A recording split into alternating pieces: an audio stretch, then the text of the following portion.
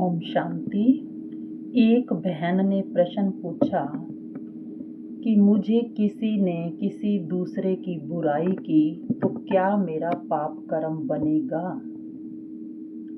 तो यहाँ हम मान लेते हैं ए, बी और सी तीन बहनें हैं।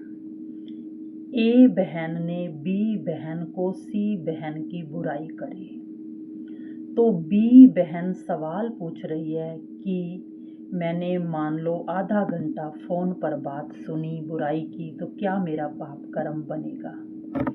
हाँ जी, तो इसका उत्तर 3 प्रकार से है। नंबर 1, सबसे पहले आप अपने आप को क्या मान रहे हो,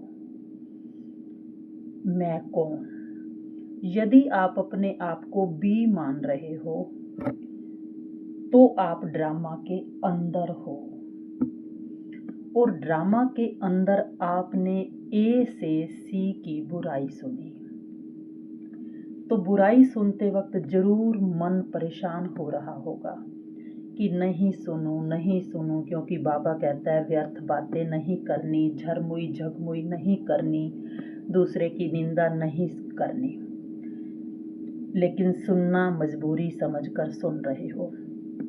साथ ही साथ जरूर जब बी ने ए से सुनी सी की बात तो सी को जज भी जरूर किया होगा। तो इस तरीके से जो बी बहन है वो ड्रामा के अंदर फंसी हुई है। तो ड्रामा में फंसना माना बंधन, तो बंधन माना क्या, पाप कर्म, जिसको बाबा ने आज एक्सप्लेन किया कि कैसे कलयुग पर कर्म विकर्म बन जाते हैं बंधन की वजह से। तो पाप कर्म 100% बनेगा ही बनेगा, पर डिपेंड करता है खुद को मान क्या रहे हैं।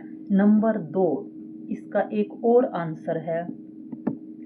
यदि बी बहन अपने आप को आत्मा मान रही है तो वो आत्मा ड्रामा से बाहर बैठकर देख रही है कि एक फिल्म चल रही है जिसमें ए, बी और सी 3 कैरेक्टर अपना अपना रोल प्ले कर रहे हैं, और मैं आत्मा उन तीनों की फिल्म को देख रही हूँ न्यारी होकर। बस वो न्यारी है लेकिन देख फिल्म रही है। चाहे उसको फिल्म देखकर कोई हलचल नहीं हो रही, कोई परेशानी नहीं हो रही, कोई डिस्टरबेंस नहीं हो रही, कोई जजमेंट नहीं हो रही, पर देख वो फिल्म रही है और उस फिल्म से वो मुक्त है। क्यों? क्योंकि उस पर कोई प्रभाव नहीं पड़ रहा। तो ये है मुक्ति। इसमें ना पाप बनेगा ना पुण्य बनेगा, पर डिपेंड करता है आप किस स्थिति में सुन रहे हो बात। इसको कहते हैं मुक्ति, परम धाम। नंबर 3, इसका एक और आंसर है बहुत सुंदर। यदि आत्मा बाबा के साथ कंबाइंड हो करके ए से सी की बात सुन रही है, लेकिन वो कंबाइंड है, वो बाबा को कह रही है बाबा मैं आपके साथ हूँ, मुझे ये भाषा समझ नहीं आती मन की। वो लेबल भी नहीं लगा रही, ए बी सी बात पर भी लेबल नहीं लगा रही, बाबा की दृष्टि से देख रही है। बाबा को सिर्फ वाइब्रेशंस दिख रही हैं और उसको भी सिर्फ वाइब्रेशंस फील हो रही हैं।